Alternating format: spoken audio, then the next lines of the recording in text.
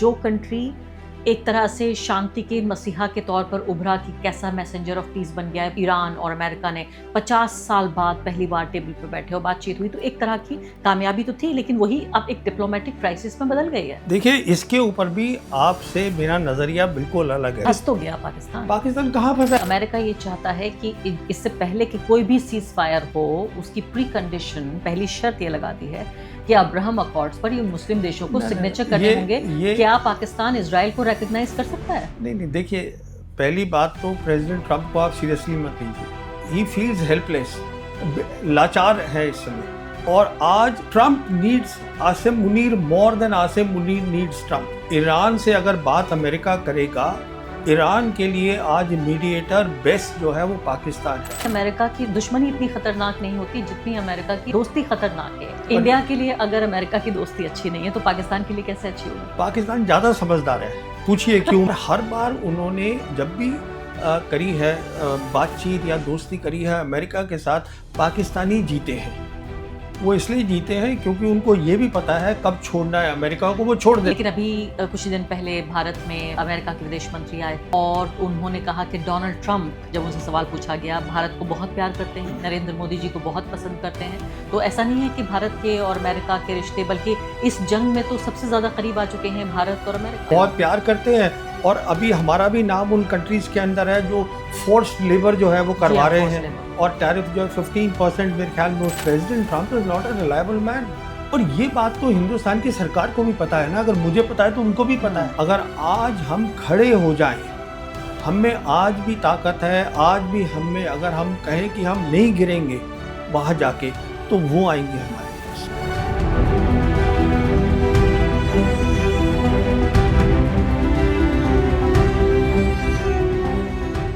नमस्कार, इस खास पॉडकास्ट में आपका स्वागत है। मैं हूं आरफा खानम शेरवानी।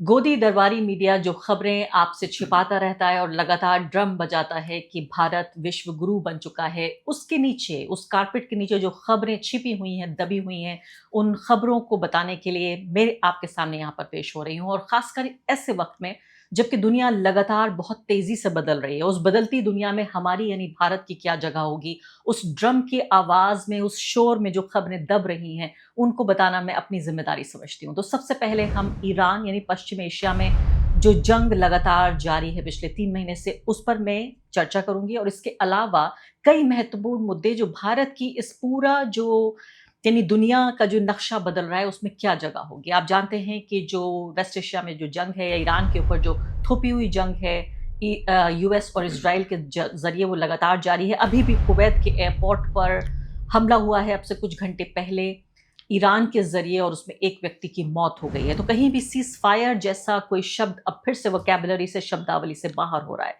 दूसरी महत्वपूर्ण बात कि इसी पॉडकास्ट में कम से कम कई बार हमने इस बात पर चर्चा की है कि पाकिस्तान की जो डिप्लोमेटिक सक्सेस या उनकी जो राजनयिक एक तरह से कामयाबी और जीत के एक छोटा देश एक बड़े प्लेयर, बड़े खिलाड़ी के तौर पर उभर रहा है, इस पर हमने जरूर चर्चा की। लेकिन फिलहाल मुझे लगता है कि एक तरह का राजनयिक या डिप्लोमेटिक क्राइसिस से पाकिस्तान गुजर रहा है, और इस पूरे पीस प्रोसेस के दौरान इसको किस तरह से देखा जाए। मेरे साथ खास मेहमान, जाने माने मेहमान प्रवीण साहनी जी इस वक्त मौजूद हैं, फोर्स मैगजीन के एडिटर हैं। प्रवीण जी, मैंने दर्शकों से वादा किया था कि हम हर कुछ हफ्ते बाद आपके पास आएंगे और आपसे उन जो नाजुक और क्रूशियल सवाल हैं उनके जवाब लेंगे, क्योंकि बहुत कम लोग ऐसे हैं, पहली बात तो जिनको समझ हो, दूसरी बात जिनके पास कहने की हिम्मत हो, और तीसरी वो शब्दावली, वो वोकैबुलरी भी हो।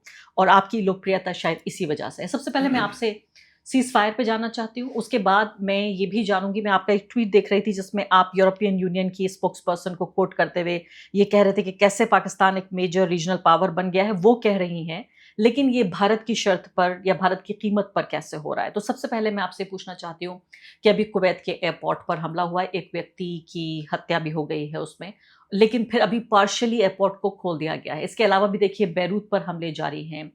नेतन्याहू और डोनाल्ड ट्रंप के बीच काफी इस वक्त पहली बार देखने को मिल रहा है कि काफी तनाव है। इस जंग को क्या आप खत्म मानते हैं, इसको जारी मानते हैं, इसका क्या फ्यूचर है? देखिए, first of all thank you, मुझे आपने अपने उसमें शो में बुलाया। इस जंग की सबसे बड़ी प्रॉब्लम क्या है कि ये लड़ाई नेतन्याहू की है, और प्रेसिडेंट ट्रंप जो है कुछ कारण है जिनके कारण वो नेतन्याहू को ना नहीं कर पा रहे हैं। तो सारी प्रॉब्लम जो हो रही है इस समय वो नेतन्याहू की प्रॉब्लम है। तो जहाँ तक प्रेसिडेंट ट्रंप का ताल्लुक है, आज प्रेसिडेंट ट्रंप चाहते हैं कि मैं जल्दी से जल्दी यहाँ लड़ाई को छोड़ दूँ। ना तो वो छोड़ सकते हैं, ना वो रह सकते हैं, उसका मैं कारण आपको बताता हूँ। छोड़ वो इसलिए नहीं सकते, एक तो वो दुनिया में लूज़र लगेंगे और अगर वो हार रहे हैं, अमेरिका हार गया है अगर मिलिट्री जंग में ईरान से, तो इसका असर हर जगह पड़ेगा। इसका असर ईस्ट पैसिफिक में पड़ेगा, जहाँ चाइना के साथ इनकी लगी हुई है, मतलब वो कशमकश चल रही है। इसका असर पड़ेगा यूरोप की लड़ाई के ऊपर। इसका असर पड़ेगा जो ये अपना काम कर रहे हैं वेस्टर्न पैसिफिक में, कहने का वेस्टर्न हेमिस्फीयर में। कहने का मतलब ये है कि अमेरिका की हार का इम्प्लीकेशन हर जगह है, तो इसलिए वो छोड़ना मुश्किल है। दूसरा कारण ये है पेट्रो डॉलर है, जैसे आपके व्यूअर्स को मालूम होगा पेट्रो डॉलर क्या होता है। वो एक सीधी सी बात है कि जितनी भी ये कंट्रीज़ हैं गल्फ कोऑपरेशन काउंसिल की, इनसे बात हो रखी है अमेरिकन्स की कि आप जो है अपना जो तेल बेचते हैं, फर्टिलाइज़र बेचते हैं, जो ऑयल जो गैस बेचते हैं, उसको आप डॉलर्स में बेचिएगा। तो अगर वो यहाँ से चले जाते हैं तो कहने का मतलब ये है कि वो डॉलर की प्रॉब्लम हो जाएगी, पेट्रो डॉलर इसको हम बोलते हैं। डिटेल में नहीं जा रहा हूँ इस समय। तो और जैसे कई लोग ये भी जानते हैं कि जो नेशनल डेट है आज अमेरिका का, वो 39 ट्रिलियन डॉलर्स है। उसका इंटरेस्ट ही हर साल 1 ट्रिलियन डॉलर है। और अगर ये पेट्रो डॉलर बंद हो गए तो फिर उनको प्रॉब्लम हो जाएगी अपना डेट ही क्लियर करने में। कहने का मतलब है वो छोड़ नहीं सकते। अच्छा, वो रह भी नहीं सकते, उसका कारण ये है कि लड़ाई हार चुके हैं। उनके पास आज कोई भी मिलिट्री ऑप्शन नहीं है, कुछ भी। लड़ाई हार चुके हैं तो फिर लड़ाई, जब जो लड़ाई हारी जा चुकी है वो लड़ाई चल क्यों रही है? वो लड़ाई इसलिए चल रही है क्योंकि एक बड़ी ताकत है, नेतन्याहू जो है वो नहीं मान रहे हैं। नेतन्याहू अभी लेबनान में अपना कर रहे हैं ऑपरेशन। यही कारण है कि ईरान ने कहा है, अब ईरान एक जीती हुई पार्टी है। ईरान वो है जो कंट्रोल कर रहा है हरमुज को, वो ईरान के कब्जे में है। तो ईरान ये कह रहा है कि अगर आपको बात करनी है, नेगोशिएशन करनी है, तो सीज फायर हर फ्रंट पे होना चाहिए, जो नेतन्याहू नहीं मान रहे हैं। तो उसके जवाब में अब ईरान ने ये कहा है कि अब हम 1 हफ्ते तक हम आपसे बात ही नहीं करते। और जो भी वो कर रहा है नेतन्याहू वहाँ पे, वो यहाँ कुवैत में कर रहे हैं, क्योंकि कुवैत जो है यहाँ पर अमेरिकन फोर्सेस हैं। लेकिन हमला तो ईरान ने किया है कुवैत के ऊपर। मैं ईरानी की बात कर रहा हूँ ना, तो ईरान यहाँ हमला कर रहा है क्योंकि अमेरिका में नहीं कर सकता। हाँ। नेतन्याहू जो है उसको कंट्रोल नहीं कर पा रहे। ट्रंप जो है आज कंट्रोल नहीं कर मतलब पा उनके रहे हैं। बीच तो रिश्ते ऐसे हो गए हैं कि गाली गलौज की भाषा का इस्तेमाल हो रहा है डोनाल्ड ट्रंप और नेतन्याहू के बीच। आप ये कह रहे हैं फिर भी नहीं, ये नेतन्याहू फ्रस्ट्रेशन है, जिसे कहते हैं ना, ये उसका वर्ड क्या हुआ कि अंदर से आप हेल्पलेस हैं, आप कुछ नहीं कर सकते हैं, बेबसी है। बेबसी है। तो ये बेबसी का नमूना है, इसमें और कुछ नहीं है। तो मजबूर क्यों हैं हम? इससे पहले कि मैं अगले सवालों पे आऊं, मुझे ये बताइए कि ऐसी क्या मजबूरी है? कई बार लोग पूछा करते हैं, इसका बहुत सिंपल जवाब दिया जाता है कि भाई देखिए, वेस्ट एशिया में अमेरिका का चौकीदार है इजराइल। लेकिन ये बहुत, मुझे लगता है, सरलीकरण है, सिंप्लीफिकेशन है इस इशू का। लेकिन इससे ज्यादा कॉम्प्लेक्स है। ऐसी क्या मजबूरी है? क्या एप्स्टीन है इसके? नहीं, एप्स्टीन तो है ही एक इशू, पर उससे बड़ा इशू ये है, या उतना बड़ा इशू ये है, जिसको हम बोलते हैं इजराइल लॉबी। जो इजरायलीज हैं अमेरिका के अंदर, उनके पास बहुत पैसा है और वो बहुत चीज़ें कंट्रोल करते हैं। कारोबार। जी हाँ, कारोबार। जैसे ये डिफेंस इंडस्ट्रियल कॉम्प्लेक्स है, वहाँ पर उनका काफ़ी दबाव है, पैसा बहुत है। यूएस कांग्रेस है, उसमें बहुत सारे मेंबर्स हैं, वो जूइश लॉबी के हैं, वो जूज हैं। जैसे मार्को रूबियो है, सेक्रेटरी ऑफ स्टेट, ये भी जो है ये जू को सपोर्ट करते हैं। जो पीट हेग्सेथ है वो सपोर्ट करते हैं। कहने का मतलब ये है, और इनके दामाद भी, कुशनर जो है वो भी करते हैं। कहने का मतलब ये है कि जूइश लॉबी जो है उसका जो कंट्रोल है अमेरिका के ऊपर, पूरे सिस्टम के ऊपर, वो बहुत तगड़ा होल्ड है। और क्या यही वजह है कि राष्ट्रपति बदल सकते हैं, पार्टियां बदल जाती हैं, लेकिन ये जूइश लॉबी हमेशा हावी रहती है? ये हमेशा हावी रहती है। और ये भी बताया जा रहा है कि उन्होंने बहुत पैसे भी खर्चे हैं ट्रंप को प्रेसिडेंट बनाने में, इनके इलेक्शन में। पर आज सिचुएशन ये आ गई है कि ट्रंप जो है इनके झांसे में आ गए।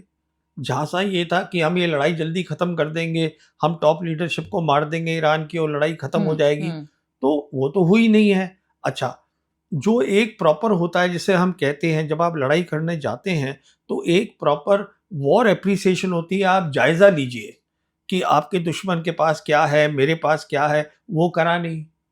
क्योंकि ट्रंप को बता दिया गया नेतन्याहू ने कि ये सब काम खत्म हो जाएगा, मुझे मालूम है। उन्होंने कहा चलिए, जैसे हमने वेनेजुएला में करा, प्रेसिडेंट मडुरो को उठा लिया, तो यहाँ भी कुछ हो जाएगा, तो हम ये सुप्रीम लीडर को मार देंगे, टॉप लीडरशिप को मार देंगे, तो ये पूरा ईरान जो है वो खत्म हो और जाएगा। मार तो दिया था डे 1 पे, सबसे बड़े नेता का सर उठा के ले गए वो। देखिए, ईरान एक अलग मुल्क है, ईरान की एक हिस्ट्री है, एक सिविलाइजेशन है। अब ये तो एक अलग सब्जेक्ट है डिस्कस करने के लिए। ईरान ये इन बाकी कंट्रीज की तरह थोड़ी ना है वहाँ वेस्ट एशिया में। ईरान एक अलग चीज़ है, तो उसको समझने की ज़रूरत है, उसको समझने की ज़रूरत है ईरान ने क्या-क्या सीखा है। उनकी 8 साल की लड़ाई हुई थी, जबकि ये इराक को सब ये अमेरिकन सब सपोर्ट कर रहे थे, तो वो 8 साल लड़े हैं उनके साथ। उनके ऊपर 79 से सैंक्शंस लगे हुए हैं। उस सैंक्शंस के अलावा, despite the sanctions, they are doing very well. और एजुकेटेड लोग हैं, पढ़े लिखे लोग हैं।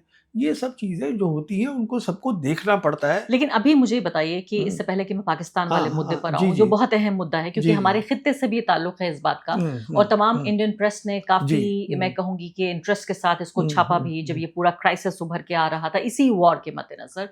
लेकिन उससे पहले मुझे एक सवाल ये पूछ लेने दीजिए आप कि अभी इस जंग को खींचना, लगातार मैं पढ़ रही थी कि हक़ में इस बात के है कि नेतन्याहू इस जंग को खींचना चाहते हैं, और ये ईरान के फ़ायदे में नहीं है, क्योंकि ईरान को जितना खोखला कर देंगे नेतन्याहू, वो उतना अच्छा रहेगा। आप ये देखिए कि ईरान लड़ तो रहा है, जमा हुआ तो है, लेकिन हर एक हमले के साथ उसकी ताकत कम हो रही है, उसके फौजी नहीं मारे जा रहे हैं, लेकिन उसका असलहा कम हो रहा है। तो इस जंग को लगातार नेतन्याहू तो यही चाहते हैं कि कभी कोई युद्धबंदी हो ही ना, और ये जंग चलती रहे। मेरा दृष्टिकोण जो है वो आपसे अलग है। अच्छा। ईरान कमज़ोर नहीं हो रहा है, ईरान मजबूत हो रहा है। ईरान इसलिए मजबूत हो रहा है क्योंकि आज पूरी दुनिया उसके साथ खड़ी है। 2 बड़ी ताकतें मल्टीपोलर वर्ल्ड में, चाइना और रशिया, ईरान के साथ खड़ी हैं। आज ईरान के जो लोग हैं, जो कि 79 से जिनके ऊपर सैंक्शन लगे हुए थे, जो परेशान थे, आज उनको भी पता है कि जब ये लड़ाई ख़त्म होगी तो वो ईरान जो है पुराना ईरान नहीं रहेगा। ईरान वेस्ट एशिया का डोमिनेंट पावर है। जहाँ तक ईरान का तेल है, ईरान तेल बेच रहा है, वो रोड से जा रहा है, उसके स्ट्रेट ये हरमुज़ से जा रहा है, चाइना को जा रहा है। ईरान को असला आ रहा है, असले का सामान आ रहा है। ईरान तो मजबूत हो रहा है। जो कमज़ोर हो रहा है दिन पर दिन, जिसका स्टेचर कम हो रहा है, जिसका कद छोटा होता जा रहा है, वो है अमेरिका। इज़राइल भी और नहीं, इज़राइल तो ज़िद में पड़ा हुआ है। इज़राइल जो है बिना अमेरिका के लड़ाई लड़ ही नहीं सकता ईरान के सामने खड़े होकर। लेकिन ईमानदारी से मुझे एक बात बताइए, हमने ईरान के बड़े कसीदे पढ़े हैं कि ईरान की ताकत ये हो गई, फलां नहीं, हो वो गया। काफ़िले, वो जैसे कह रहे हैं तारीफ। हाँ, वो सही है। नहीं, मैं आपको वो बता रहा हूँ ईरान के बारे में जो मैंने पढ़ा है, समझा है, सोचा नहीं, है। मेरा सवाल दूसरा है। मेरा सवाल ये है कि बताइए। ये बताइए कि मैंने कहा कि कसीदे हमने बहुत पढ़े कि ईरान की ये हाँ, ताकत है, जी, उसकी ये जी। प्रोवेस है। लेकिन क्या अगर ईरान के साथ चीन और रूस नहीं होते तो ईरान वही ईरान होता? क्या अमेरिका से लड़ पाता? नहीं, देखिए, ये तो वही बात होगी कि अगर लड़ाई ट्रंप ने नहीं करी होती तो क्या होता? अब जो हो गया है, अब ना होने का, ये अजम्पशंस का ग्राउंड रियलिटी से क्या लेना लेकिन देना है? इंडिविजुअल ताकत को भी तो बताइए, ईरान की बहुत खुद की ताकत है, क्या है? इंडिविजुअल ताकत बहुत है। ये वो ताकत है जो 1980 से 1988 तक ये लड़े हैं। They have fought the war with Iraqis. Iraq was backed by the West. ये उनके साथ उन्होंने लड़ाई करी है। ईरान को आप अंडर एस्टिमेट मत करिएगा। तो फिर तो ये मसला ये हुआ कि सिर्फ ईरान ने न सिर्फ कि उसकी मिलिट्री पावर के बारे में हमें पता नहीं था, बल्कि उसने पूरी दुनिया से जो जियोपॉलिटिक्स है और जो इकोनॉमिक्स है, उससे अलग अपना एक इकोनॉमिक स्ट्रक्चर और मॉडल भी खड़ा कर लिया। देखिए, ईरान जो है, इसीलिए मैं हमेशा बोलता हूँ कि एक मुल्क में लोगों को पढ़ा लिखा होना चाहिए। एक पढ़े लिखे लोग हैं, एक सिविलाइजेशन से आ रहे हैं, उनकी जो लड़ाई लड़ने की नीति भी है, जिसको रणनीति हम बोलते हैं, वो एक्सेप्शनल है। किस तरीके से उन्होंने सोचा कि हमें सबसे पहले, ये हमारा है स्ट्रेट ऑफ हरमुज़, इसको हम करेंगे तो दबाव पड़ेगा, पूरा इकोनॉमिक दबाव पूरी दुनिया पे पड़ेगा। फिर किस तरीके से आप सोचिए कि जो भी आज हिजबुल्लाह हैं, हूतीज़ हैं, हमास हैं, ये कौन है? ये सब हाथ हैं ईरान के। ये लड़ रहे हैं, ईरान के साथ कोऑर्डिनेट करते हैं। This is what is called a military strategy. तो ईरान ईरान नहीं खड़ा है, ईरान के साथ ये सब खड़े हैं। ईरान की सोच देखिए, ईरान ने जाके रशिया के साथ अपना 20 साल का करा स्ट्रेटेजिक पार्टनरशिप। ईरान ने चाइना के साथ अपनी पार्टनरशिप करी, बेल्ट एंड रोड वहां पर आया। ईरान जो है आज मेंबर है एससीओ का, ईरान मेंबर है ब्रिक्स का। ईरान कहाँ अलग थलग है? जो बोलते हैं कि Iran is isolated, everybody else is isolated. आज जो है हिंदुस्तान को छोड़ के और अमेरिका जो मजबूरी में है, एक मुल्क मुझे बता दीजिए जो इजराइल के साथ खड़ा है। एक मुल्क इजराइल के साथ नहीं खड़ा है। पूरा यूरोप भी खिलाफ हो गया है। अमेरिका में लोग खिलाफ हैं। ये सिर्फ हिंदुस्तान खड़ा है इजराइल के साथ और कोई भी मुल्क नहीं खड़ा। जी हाँ, अगला सवाल मैं पाकिस्तान पे आती जी। हूँ। और चूंकि इस बात की काफी चर्चा हुई और आलोचना भी हुई जब ये पॉडकास्ट हमने रिलीज किया कि आप हमारे दुश्मन देश की तारीफ कर रहे हैं, हालांकि हम जो कर रहे थे वो सिर्फ कोल्ड फैक्ट्स पे बेस्ड एनालिसिस कर रहे थे। अब कुछ और कोल्ड फैक्ट्स आ गए हैं और हो सकता है कि ये बात सुन के पाकिस्तानियों को बहुत अच्छा भी ना लगे, लेकिन जो फैक्ट्स हैं वो तो रहेंगे ही।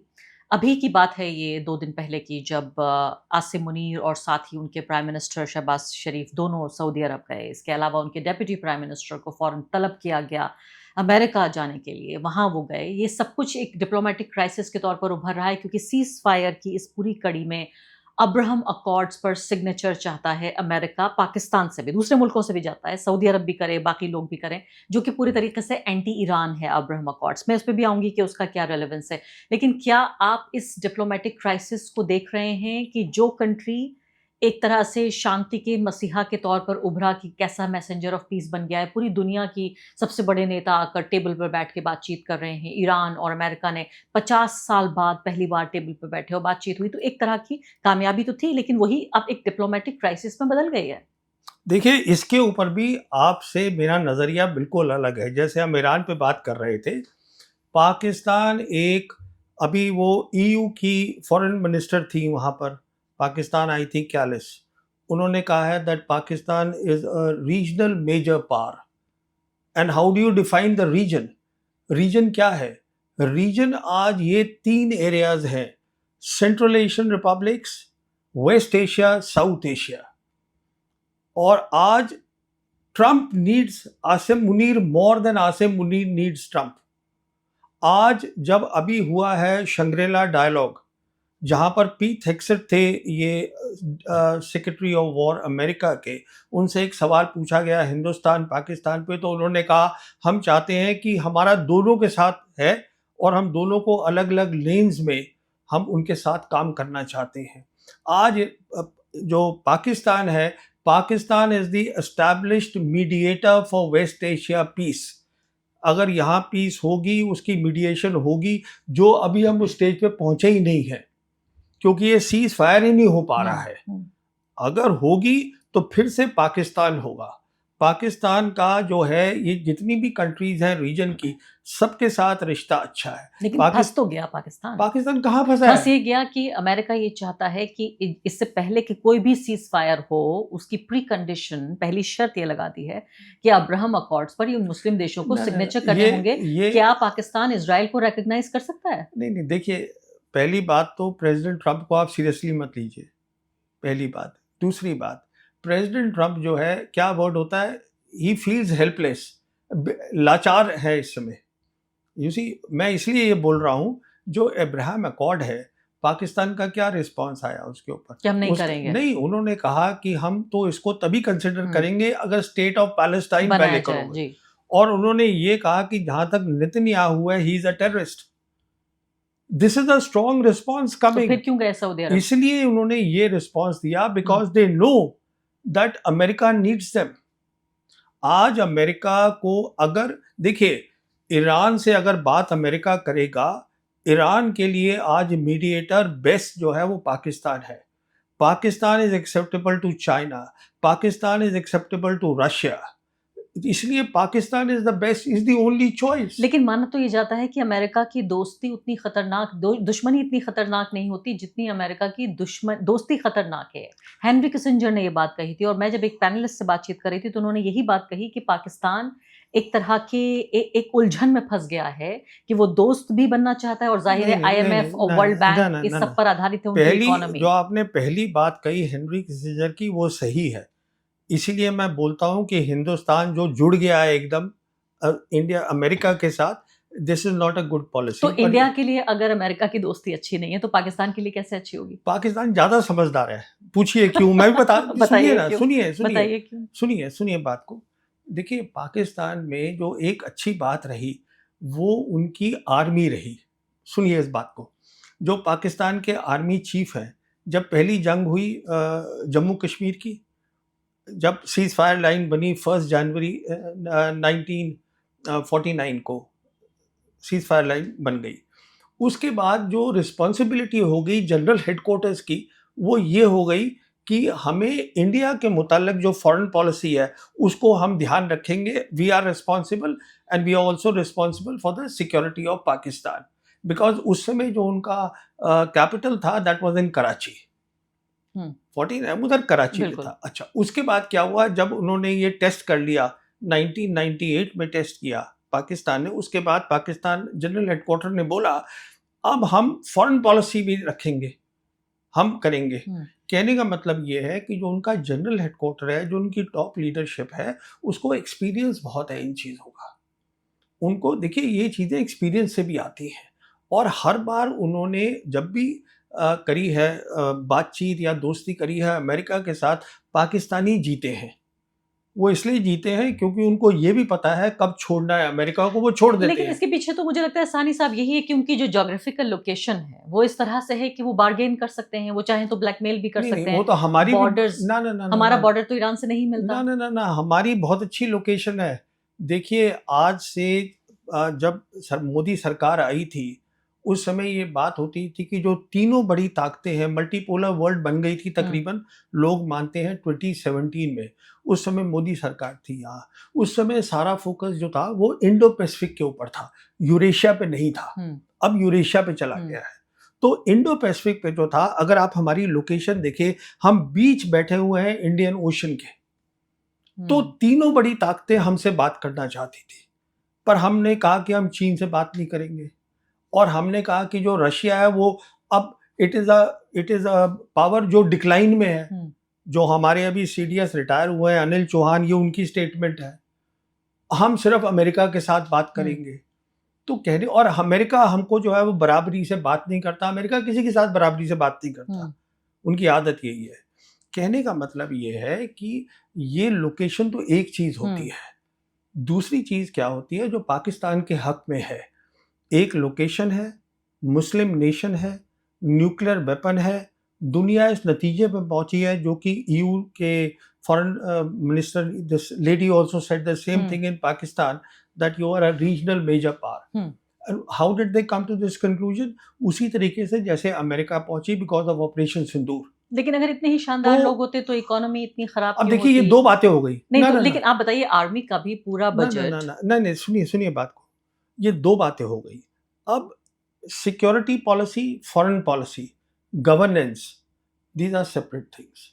अब गवर्नेंस में कमजोरी है, वो उनको ठीक करनी पड़ेगी। नहीं, लेकिन देखिए, एक गरीब मुल्क के लिए, आपने चूंकि उनकी आर्मी की तारीफ की, इसलिए मैं ये सवाल यहाँ ये पैदा होता है कि कितने गरीब मुल्क के लिए सिर्फ इसलिए कि उनकी पूरी आर्मी और पूरी जो उनकी स्ट्रेटजी है वो इंडिया के अगेंस्ट है, इंडिया सेंट्रिक है, इसलिए एक बड़ा हिस्सा उनके बजट का जाता है उनकी आर्मी। हमारे यहाँ भी बहुत कोशिश करते हैं लोग कि ज्यादा से ज्यादा डिफेंस को जाए बजट। हो सकता है आप एक पूर्व सैनिक के तौर पर आप भी इस बात की वकालत करें, मैं इसकी वकालत नहीं करती कि ज्यादा बजट जाना चाहिए डिफेंस को। मुझे लगता है वो एजुकेशन में जाना चाहिए और दूसरे वेलफेयर के कामों में जाना चाहिए। लेकिन अगर यही आर्मी का ये पूरा कंट्रोल नहीं होता तो उनकी इकोनॉमी बेटर होती। क्यों वर्ल्ड बैंक, IMF और अमेरिका और साथ साथ सऊदी अरब, UAE, इन सब की डोनेशंस पे तो ये मुल्क, ये जो मुल्क है हमारा पड़ोसी मुल्क, ये डिपेंड करता है। तो इतने शानदार कैसे हो गए, इतने कामयाब कैसे हो गए? तो अब आप इसका जवाब सुनिए।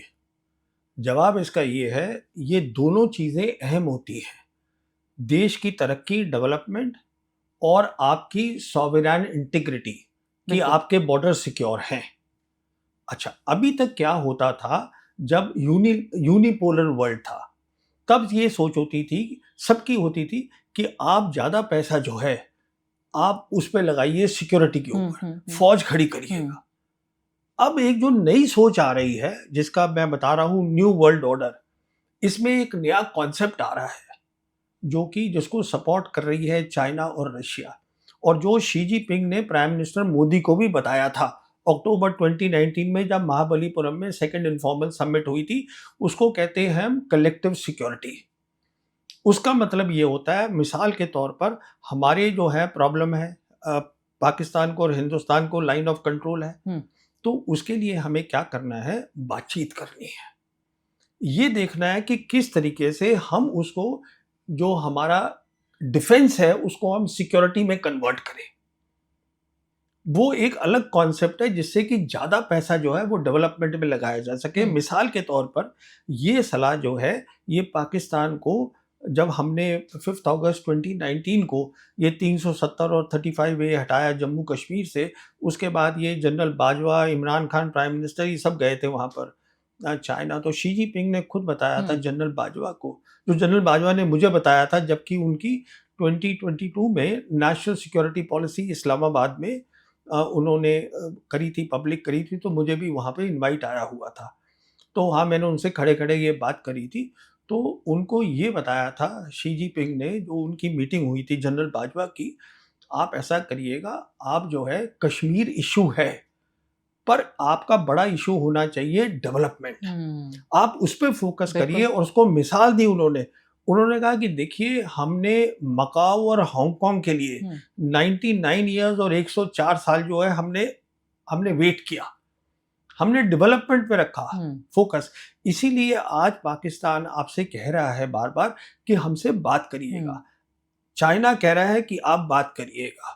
वो इसलिए नहीं कह रहा है क्योंकि वो आपसे डर गया है, वो इसलिए कह रहा है बिकॉज इससे पूरे रीजन की तरक्की होगी। बिल्कुल। तो इसको हम बोलते हैं कलेक्टिव सिक्योरिटी, जो समझनी है, समझना होगा कि जंग का नहीं, शांति का वक्त है। हाँ, लेकिन मैं चूंकि अब डोमेस्टिक पॉलिटिक्स अगर देखने की आप कोशिश करें पाकिस्तान की, तो उसमें साफ तौर पे यही होता है कि भारत को डराकर, ज्यादा से ज्यादा भारत के नाम पर डराकर, ज्यादा से ज्यादा फंड जो है वो शिफ्ट किया जाता है। मिलिट्री का पूरा टेक ओवर है। जो भी वहाँ गवर्नेंस का स्टाइल है, मैं तो उससे बिल्कुल सहमत नहीं हूँ। और एक ऐसे व्यक्ति के तौर पर जो समझती है कि हमेशा सेना को सरकार के मातहत होना चाहिए, ना कि अदर वे अराउंड। तो ऐसे में मुझे ये बताइए कि ये डायलॉग मुमकिन कैसे है, क्योंकि जो वहाँ की डोमेस्टिक पॉलिटिक्स, हमारी डोमेस्टिक पॉलिटिक्स, उस पर भी हम लगातार चर्चा करते हैं, लेकिन इनकी डोमेस्टिक पॉलिटिक्स पे चर्चा कर लेते हैं। वो भारत के नाम पर डरा कैसे पाएंगे अपनी आवाम को, इलेक्शन कैसे जीतेंगे अगर बातचीत शुरू हो जाएगी? बल्कि उनसे बात करना आसान है, मैं समझाता हूँ कैसे आसान है। देखिए, इसमें ऐसा है कि आज जो है आर्मी चीफ जो है उनका, जो फील्ड मार्शल आसिम मुनीर है, एंड द जनरल हेडक्वार्टर्स, वो उनकी सिक्योरिटी पॉलिसी भी कंट्रोल करते हैं, फॉरेन पॉलिसी भी कंट्रोल करते हैं। और जो उनका आज एनएसए है, वो डीजी आईएसआई भी है। Lieutenant general Asim Malik NSA भी है और डीजी आईएसआई भी है, दोनों रोल कर रहे हैं वो। अच्छा, इसका मतलब कहने का ये हुआ कि he is that person who can take decisions कि हमें क्या बात करनी है। He is that one point, single point person. अच्छा, अब आपका ये सवाल उठता है, जो कई लोग यहाँ पे उठाते हैं, कि अगर साहब शांति कर लेंगे तो फिर वो डरेंगे कैसे? देखिए भाई, है ना, आज जो है वो फॉरेन पॉलिसी में भी है। आज जो है, अभी ये जो ईयू की जो आई थी the foreign minister of EU, उसकी रिपोर्ट आई है कि वो जनरल हेडक्वार्टर गई मिलने के लिए आसिम मुनीर से, because she also understands he is a important man, we need to meet him. So and even president Trump, he talks about my favorite field marshal. After that, he says the prime minister. So, कहने का मतलब ये नहीं है कि Asim Munir is there. He is the army chief. It is about the army chief. तो कहने का मतलब ये है, तो जब आप याद करिए ना, 2008 के अंदर जब जनरल मुशर्रफ ने कहा था, और हमारे यहाँ हमसे मनमोहन सिंह से बात हो रही थी, डॉक्टर मनमोहन सिंह के, तो उन्होंने कहा था कि मैं इतने घंटे के अंदर उसको सॉर्ट आउट कर देता हूँ कश्मीर को। And he gave that 4-point plan also. और वो कर भी सकते थे, फिर वहाँ पे उनकी अपनी प्रॉब्लम्स हो गई, हमारे यहाँ भी कुछ क्योंकि सेंट्रलाइज्ड है वहाँ पावर, डेमोक्रेसी कम है, लॉयर्स की वो हो गई वहाँ। फिर ये भी है ना कि वहाँ कुछ लोग मिलके सारा फैसला कर सकते हैं। देखिए, उनसे बातचीत करनी बहुत आसान है, क्योंकि उसमें ये नहीं है कि आपको उससे भी बात करनी है, उससे भी बात करनी है, इससे भी बात, आपको पता है किससे बात करनी है, पर हम बात करते नहीं है। आप इसको अच्छी चीज बता रहे हैं, मेरी नजर में ये बहुत अच्छी चीज नहीं है। मैं हाँ, जो सेंट्रलाइज्ड पावर है मैं उसके खिलाफ नहीं हूँ। नहीं वो, खैर हमारा ओपिनियन में देखिए डिफरेंस हो देखिए, सकता है। Last word let me say on this, see let me not comment, and I think nobody should comment on the governance of any other country. अब वो भी हमारी गवर्नेंस पे कमेंट कर सकते हैं, अच्छा नहीं लगेगा। एक फ्री वर्ल्ड में तो होनी चाहिए सबको किस बात इजाजत, की? इस नहीं बात नहीं की नहीं, इजाजत। देखिए ये चाइनीज की मुझे एक बात बहुत अच्छी लगी। शी जिनपिंग ने एक इनिशिएटिव अनाउंस किया जिसको क्या बोलते हैं, ग्लोबल सिविलाइजेशनल इनिशिएटिव, कि आप रिस्पेक्ट करिए दूसरे की सिविलाइजेशन में, आप उसकी आइडियोलॉजी में दखलबाजी या इंटरनल मैटर में दखलबाजी मत करिए। मुझे तो लगता है सानी जी की जो ग्लोबलाइज्ड वर्ल्ड है, जहां जहां गरीब लोगों की बात आती है, आम आदमी की बात आती है, ह्यूमन राइट्स की बात आती है, फ्रीडम की बात आती है, वहां किसी भी देश को अधिकार होना चाहिए दूसरे देश पे कमेंट करने का, क्योंकि हम ये नहीं कह सकते कि हमारा तथाकथित ये इंटरनल मैटर है। जब भारत में सरकार ये कहती है तब भी मैं सहमत नहीं होती। किसी और अगर गवर्नमेंट होगी किसी और कंट्री की, तब भी मैं यही कहूंगी कि हर किसी को इजाजत होनी चाहिए, और खासकर एक ऐसा पड़ोसी जिससे मैं कहूंगी हिप टू हिप आप जॉइंट हैं, तो उस लिहाज से तो और भी ज्यादा हमारे तो जो किस्मतें हैं वो भी जुड़ी हुई हैं। देखिए इसमें दो बातें हैं। पहली बात तो दुनिया ग्लोबलाइज्ड भी नहीं है, दुनिया ही तकसीम हो गई है। एक अमेरिका और ग्लोबल नॉर्थ है और एक ग्लोबल साउथ है, तो ग्लोबलाइजेशन कहाँ हो रहा है? जो आप कह रहे हैं कि आप उनके कमेंट करना चाहती हैं, वो हमारे पे कमेंट करिए, बिल्कुल करिए, पर पहले बात तो शुरू करिए। बात शुरू कीजिए। तो आप ये कह रहे हैं कि अब ये वक्त आ गया है, सिंदूर के बाद खासकर 1 साल गुजर चुका है उसको, कि हिंदुस्तान और पाकिस्तान बातचीत की टेबल पर बैठे हैं, और आप और आरएसएस के नेता तो बिल्कुल एक साथ एक दूसरे के सुर में सुर मिला रहे हैं। नहीं नहीं नहीं, देखिए देखिए, ये वक्त तो हमेशा था, ये पता नहीं कब आया और कब चला गया। और जहाँ तक आरएसएस नेता की आप बात कर रही हैं, वो अमेरिका से वापस आए थे और वो अमेरिका से वही मैसेज लाए थे जो पीट हेग्सेथ ने अभी शंग्रीला डायलॉग में दिया है सिंगापुर में, कि हम दोनों से बात करना चाहते हैं and both are important for us, and that is the reason the Americans told him that please go and talk to Pakistan. अब मैं अगले सवाल पे आ जाती हूँ कि आपका मैं ट्वीट पढ़ रही थी जिसमें आप यूरोपियन यूनियन की स्पोक्स पर्सन का जिक्र कर रहे थे कि पाकिस्तान को एक बेहतरीन जगह मिल रही है जोग्राफिकली, लेकिन अभी कुछ दिन पहले भारत में अमेरिका के विदेश मंत्री आए थे और उन्होंने कहा कि डोनाल्ड ट्रंप, जब उनसे सवाल पूछा गया, भारत को बहुत प्यार करते हैं, नरेंद्र मोदी जी को बहुत पसंद करते हैं, तो ऐसा नहीं है कि भारत के और अमेरिका के रिश्ते, बल्कि इस जंग में तो सबसे ज़्यादा करीब आ चुके हैं भारत और अमेरिका। देखिए जिनकी आप बात कर रही है ना, मार्को रूबियो की, वो अभी 48 आवर्स पहले वो यूएन सेनेट हेयरिंग में बैठे थे। वो आप देख लीजिए वीडियो, उसमें देखिए वो क्या कह रहे हैं वीडियो के अंदर, वो सुनने वाली बात है। He is there in the video and he is now praising Pakistan. नहीं तो ये दोनों मुमकिन नहीं है। आपने तो मुझे बताया मैं वही आपसे कह कि तो मुमकिन है कि अमेरिका पाकिस्तान की भी तारीफ कर सके और भारत की भी तारीफ कर सके। व्हाट यू सेड इनिशियली, देखिए what Henry Kissinger said, America is neither a good friend and it is dangerous as a rival. Okay? But वो था when the world was unipolar. आज जब दुनिया में आपके पास ऑप्शंस हैं, हमारे पास ऑप्शंस हैं। आज हम ग्लोबल साउथ की कंट्री हैं, हमारे पास ऑप्शंस हैं कि दूसरे देशों के साथ भी जा सकते हैं, कोई जरूरी नहीं कि अमेरिका से रशिया, चाइना, पाकिस्तान, ये west Asia, we have so much of option. यही भी तो काम हो रहा है यूरेशियन लैंड मास में। हम क्यों, हमें रशिया कह रहा है कि you partner with us, you be part of the Eurasian security architecture which was announced by president Putin in 2025। We are refusing to go there. The Russians हमें बता रहे हैं कि आप RIC को रिवाइव करिए। वो RIC रशिया, इंडिया, चाइना, ये जो फोरम है, we can be the voice, collective voice of global south. और ये जो है पिछले 5 साल से बंद पड़ी है। लास्ट ईयर 2020 में हुई थी रिवाइव, और वो भी कब हुई थी, वो भी मजेदार बात है, जबकि मोदी सरकार को गलवान के बाद घबराहट ये हो रही थी कि कहीं लड़ाई बढ़ ना जाए, तो हमने रशिया की मदद मांगी थी। और 10 सितंबर 2020 को RIC रिवाइव हुई थी मॉस्को में, जहां पे उनकी मौजूदगी में सर्गी लैवरोव की, जयशंकर और वांग ही ने जॉइंट स्टेटमेंट साइन करी थी कि हाँ हम इस तरीके से पीस करेंगे। पर हम उसको कर नहीं रहे हैं। क्यों नहीं कर रहे हैं RIC में रिवाइव? क्योंकि हम चीन से कंपटीशन में हैं। जहां आपका कंपटीशन है ही नहीं, जहां कोलैबोरेशन होना चाहिए, जहां सहयोग होना चाहिए। सहयोग देखिए ऐसा है, विन विन कोऑपरेशन, हम दोनों का गैप बहुत है हर चीज में, पर हम फिर भी काम कर सकते हैं एक साथ देखकर क्या चीजें हैं जिससे हमें फायदा हो सकता है, वो हमसे बात कर। देखिए जब तक आप बात नहीं करेंगे तो बात आगे कैसे बढ़ेगी। क्योंकि आपने ये भी खबर पढ़ी होगी कि अब दोबारा जो है वो टैरिफ लगाने की बात हो रही है। अब देखिए ये देख लीजिए, आप वो अभी बोल रही थी कि वो क्या कहते हैं, बहुत प्यार करते हैं, और अभी हमारा भी नाम उन कंट्रीज के अंदर है जो फोर्स्ड लेबर जो है वो करवा रहे हैं, और टैरिफ जो है 15% मेरे ख्याल में उस पे। लेकिन जब उनकी कोर्ट ने इसको ऑलरेडी धराशायी कर दिया है कि इनको अधिकार ही नहीं है राष्ट्रपति को, तो अब ये क्या। नहीं, देखिए president Trump can do anything. President Trump is not, देखिए अच्छा नहीं लगता है बोलते हुए मेरे को, but the reality is president Trump is not a reliable man. और ये बात तो हिंदुस्तान की सरकार को भी पता है ना, अगर मुझे पता है तो उनको भी पता है, तो क्यों हम उनके साथ। मैं आपको बता रहा हूं, अगर आज हम खड़े हो जाएं, हम में आज भी ताकत है, आज भी हम में, अगर हम कहें कि हम नहीं गिरेंगे वहां जाके, तो वो आएंगे हमारे पास। उनको जरूरत है हमारी, क्योंकि हम एक बड़ी मार्केट हैं, या क्या वजह है? मार्केट नहीं, भारत के पास, जैसे हमने अभी पाकिस्तान का जिक्र किया, भारत की सेलेबिलिटी क्या है, भारत के पास क्या है? बहुत है, हमारे पास मार्केट है, पहली बात, हमारे पास इंग्लिश स्पीकिंग पीपल है, इतनी बड़ी हमारे पास है।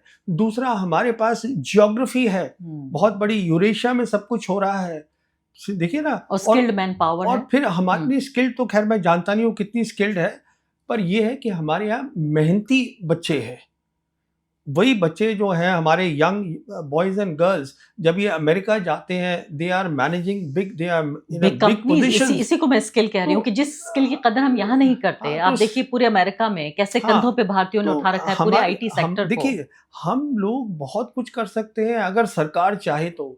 जब तक सरकार नहीं मदद करेगी, अगर सरकार बोलती रहेगी, रेवड़ी बोलते हैं, आप क्या बोलते हैं उसको? रेवड़ी। हाँ, कि हम रेवड़ी 80 करोड़ को दे दी, रेवड़ी दे दी, तो मतलब how is the nation progress? लेकिन गरीब लोगों को खाना देना भी जरूरी है। अरे भाई, वो गरीब को आप खाना दे रहे हैं ना, आप पहले एजुकेशन सिस्टम भी। लेकिन बार बार आपके अंदर का फौजी बार बार निकल के आता है और वो ये कहता है कि भाई हमें डिफेंस में ज्यादा खर्च करना चाहिए। मैं तो नहीं कहता हूँ आप वेलफेयर में खर्च ना हो, मनरेगा पे पैसा ना जाए, राशन पे ना जाए। मैं आपसे सहमत हूँ। आप कलेक्टिव सिक्योरिटी करिएगा, आप जो है line of control, line of actual control पे बातचीत शुरू करिएगा, डेवलपमेंट पे फोकस करिएगा। मैं आज आपको लिख के दे दूं, एक समझदार अगर प्राइम मिनिस्टर होगा, इमीडिएटली हम अपनी फौज को स्टेजेस में आधा काट सकते हैं।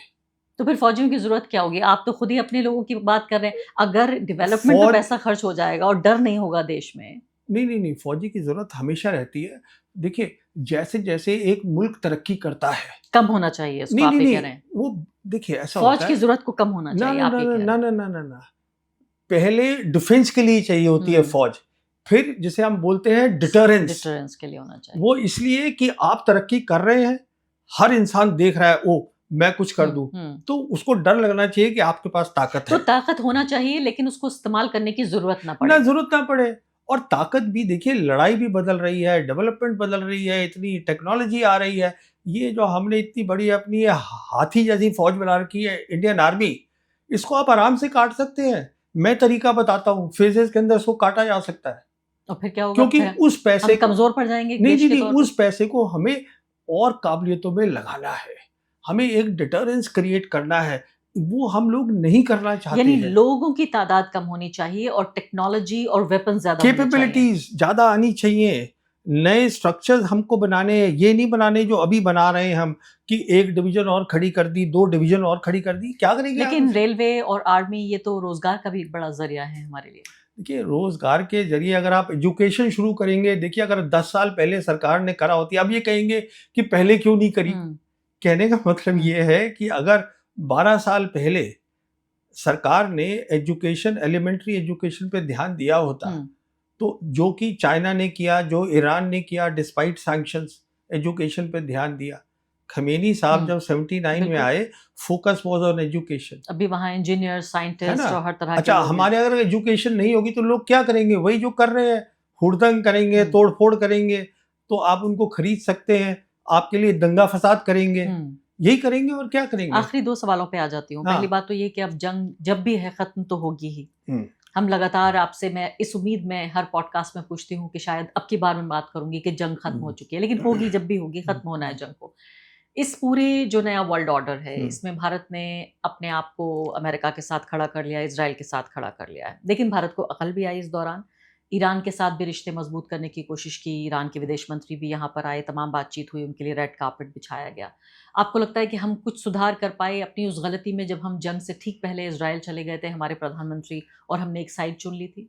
नहीं, ईरान जो है वो आपकी इज्जत कर रहा है, हमने कोई रिश्ते उनसे बेहतर नहीं करे।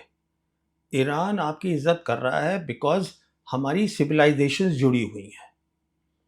ईरान जो है वो आपके लोगों के साथ इज्जत कर रहा है। सरकार ने ऐसा कुछ नहीं किया ईरान के साथ। और जहाँ तक उनके फॉरेन मिनिस्टर अरागची हैं, वो यहाँ पर आए थे, वो ब्रिक्स की फॉरेन मिनिस्टर मीटिंग पे आए थे, फ़ोन करते हैं तो वो फ़ोन सबको कर रहे हैं, उसमें हम भी शामिल हैं, क्योंकि ये एक अच्छी स्ट्रैटेजी है, उन्होंने ताकत बनाई है, पर वो साथ में सब रीजनल कंट्रीज को साथ लेके जाना चाहते हैं। तो आप उसको उस तरीके से समझिएगा, इसमें और कुछ नहीं है। तो अब आप देखिए, लगातार ये कहते रहे हैं कि इस जंग के बाद दुनिया जो बदल रही थी, सिर्फ पहली बार छन के आ जाएगी वो चीज़, कि हाँ, दिख जाएगा कि ये हाँ, दुनिया हाँ, कैसी हाँ, हो गई है। हाँ, इसके लिए ये जंग एक तरह से एक आईने के तौर हाँ, पर है। हाँ, तो मुझे बताइए, जब ये छन की तस्वीर निकल रही है, अमृत एक तरफ हो गया, विष दूसरी तरफ हो गया, मंथन के बाद भारत की क्या जगह होगी इस जंग के बाद? तो भारत जो है वो गलत जगह खड़ा हुआ है। भारत जो देखिए, वो जैसे आप कह रही है ना कि इधर हो जाएगा, इधर हो जाएगा, वो इमीडिएटली नहीं होता है। हमें जो एक खाका है वो दिख गया है, साइंस दिखने हाँ, लगेंगे। वो क्लियर हो गया है। बट इसको बनने के लिए भी 5 साल, 6 साल, 8 साल लगेंगे। वो पूरी क्लैरिटी आने के लिए, क्लैरिटी आ चुकी है, क्लैरिटी आ चुकी है, but to finally take the shape, final shape, कि हाँ ग्लोबल साउथ जो है वो अब एक्सेप्ट कर रहा है, पूरा यहाँ पर आ गया, that will take a little time. जहाँ तक हिंदुस्तान का सवाल है, हिंदुस्तान की फॉरेन पॉलिसी जो मोदी सरकार जब आई थी और अब में कोई फर्क नहीं आया है। मैं उसमें कोई फर्क देखता नहीं हूँ, और मैं फर्क मुझे साफ पता चलता है क्यों नहीं आ रहा है, क्योंकि हमारा माइंडसेट ये है। देखिए, एक खास बात समझने वाली ये है कि दुनिया मानती है कि 2017 में मल्टीपोलर वर्ल्ड बनी, ना यूनिपोलर से। उस समय मोदी सरकार पावर में थी। अब हमारी जो सोच है वो कॉलोनियल सोच है पुरानी, कि जो साउथ एशिया है उसके हम दबंग हैं। दबंग इज द राइट वर्ड, कि we are the leaders, we control south Asia, which is not true. In the new world order, it is not true. So you have to accept that China today has a role to play even in South Asia. तो south Asia में भी हम सबसे ताकतवर देश नहीं है? फिर भाई हम कहाँ हैं? वो अगर बोल रही है EU की फॉरेन मिनिस्टर कि Pakistan is a major regional power, तो आप कैसे लेकिन वो भारत के कंपैरिजन में नहीं। रीजन कौन सा है? है कहाँ 6 पाकिस्तान? गुना बड़ी इकोनॉमी है हम उनसे। नहीं, अब फिर आप इकोनॉमी 6 में गुना जाइए। बड़ा देश है, इकोनॉमी तो उससे भी ज्यादा बड़ी है, 6 गुना बड़ा देश है। ना, देखिए, ये नाउ देखिए, जब हम बात कर रहे होते हैं वर्ल्ड ऑर्डर की कि बदल रहा है, that is the time rules एक ऑर्डर के टूट चुके हैं, नए ऑर्डर के रूल्स बनने हैं। तो हमें नई कहानियां सीखनी होंगी। तो इसका मतलब ये है, जितने भी भड़ास है मुल्कों की, this is the era of war, because the orders बदल रहे हैं। सो जब प्राइम मिनिस्टर ने कहा था प्रेसिडेंट पुतिन को 2023 में, this is not the era of war, उसका उल्टा जो है, दैट इज द सच्चाई। This is the era of war. Of course, देखिए ना, जो रूल्स बनाए थे अमेरिका ने, अमेरिका अब यूनिपोलर वर्ल्ड नहीं है, वो रूल्स टूट गए हैं। अब नए रूल्स बनने हैं, जो बन रहे हैं, और जहां पर कि ईरान ने एक बहुत बड़ा रोल अदा किया है, क्योंकि वेस्ट एशिया में अमेरिका को हरा दिया है in military terms. So this is the time when we talk of regional powers, we are actually talking a lot more, much more about having a strong military and the will to fight. इसके ऊपर हम ज्यादा बात कर बहुत रहे बड़ी हैं। बात कह रहे हैं आप। बिल्कुल आखिरी सवाल भारत के दर्शकों के लिए, खासकर जो लोग परेशान हैं इस बात से कि जंग हो रही है और जब तक ये संधि नहीं होगी तब तक हमारे ऊपर एक इकोनॉमिक वॉर, एक जो तलवार है वो लटकी रहेगी। प्रधानमंत्री ने तो कह दिया कि भाई सोना मत खरीदिए, विदेश मत जाइए, तेल मत खर्च कीजिए। वो अलग बात है कि वो सब कुछ खुद कर सकते हैं, उनके मंत्री भी कर सकते हैं, उनके तमाम नेता कर सकते हैं। इस जंग का अभी आप फ्यूचर क्या देख रहे हैं? संधि कब होगी ये बताइए, सीज फायर कब होगी? ये प्रेसिडेंट ट्रंप के ऊपर है कि कब वो जो है नेतन्याहू को कंट्रोल कर पाएंगे कि नहीं कंट्रोल अभी कर तो आपने पाएंगे। कहा रिलायबल नहीं है वो, कौन? Donald Trump. नहीं, प्रेसिडेंट है अमेरिका के, वो जो है वो बात करना चाहते हैं ईरान के साथ, पर रास्ते में जो है नेतन्याहू आ रहे हैं, क्योंकि नेतन्याहू जब उनको दबाया भी जा रहा है कि आप मत अटैक करिए लेबनान पे, वो मानते नहीं है, वो फिर भी लगे हुए हैं वहां पे तो लगाने में। एक आदमी, एक छोटे से देश का एक नेता पूरी दुनिया को हॉस्टेज बना के रखेगा? वो जो है basically America looks like a servant of Netanyahu, which is shocking, but this is the reality. The boss is Netanyahu. This is the way I see it. कहाँ चल रही है प्रेसिडेंट ट्रंप की जो आप बोल रही हैं, जिस तरीके की लैंग्वेज यूज कर रहे तनाव आ हैं, गया उनके बीच दिस इज काफी। Helplessness. The man is not listening to him.